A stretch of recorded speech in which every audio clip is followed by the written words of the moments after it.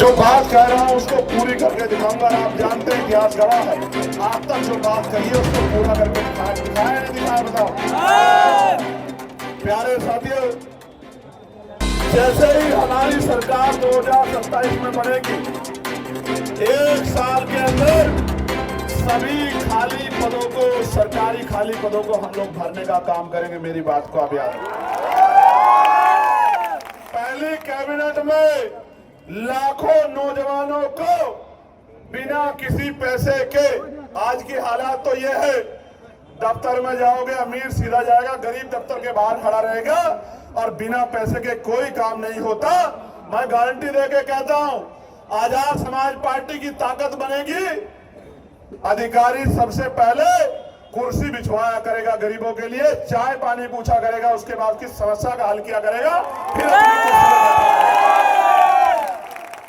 तो बिना किसी रिश्वत के गरीब के बच्चों को पारदर्शी परीक्षा करा के पूरे बैकलॉग को भरने का काम हम लोग करेंगे। दलितों पिछड़ों को नौकरी उन बच्चों को देने का काम करेंगे जो पढ़े लिखे बेरोजगार घूम रहे हैं। प्यारे साथियों, ब्लॉक स्तर पे आवासीय विद्यालयों की व्यवस्था की जाएगी कि जो बहुत गरीब बच्चे हैं, जिनके माँ बाप उतना पैसा नहीं कमाते, उनके रहने के लिए और पढ़ने के लिए आवासीय विद्यालय बन जाए ब्लॉक स्तर पर।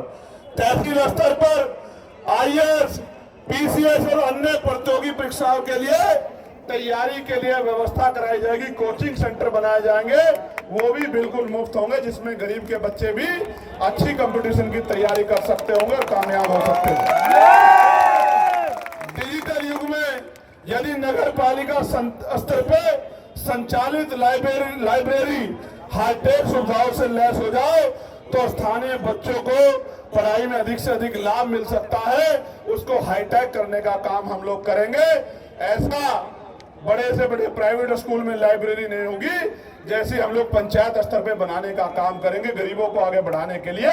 क्योंकि बाबा साहब अम्बेडकर ने कहा था कि शिक्षा श्रेणी का वो दूध है जो पिएगा वो दहाड़ेगा। और गाडगे जी महाराज ने कहा था कि एक रोटी कम खाना, अपने बच्चों को जरूर पढ़ाना। अगर खाली ना हो तो हाथ में रख के खाना, लेकिन अपने बच्चों को जरूर पढ़ाना। इसलिए कह रहा हूँ, आज पुलिस के भाइयों ने बहुत अच्छा रोल अदा किया। मैं पुलिस के भाइयों को भी कहना चाहता हूँ, इनकी वेतन विसंगता दूर करेंगे, 8 घंटे की ड्यूटी करेंगे, सप्ताह में 1 दिन छुट्टी करेंगे और मॉडल स्कीम को समाप्त करने का काम करेंगे। इस बात का पीआरडी के जवानों को, होमगार्ड भाइयों को, पीआरडी के जवानों को राज्य कर्मचारी का दर्जा, होमगार्ड भाइयों बहनों को राज्य कर्मचारी का दर्जा और पंचायत सहायकों को भी उचित मान्यता दिलाकर उनको भी राजकीय कर्मचारियों का दर्जा दिलाने का काम हम लोग करेंगे। मेरी बात को आप याद रखना।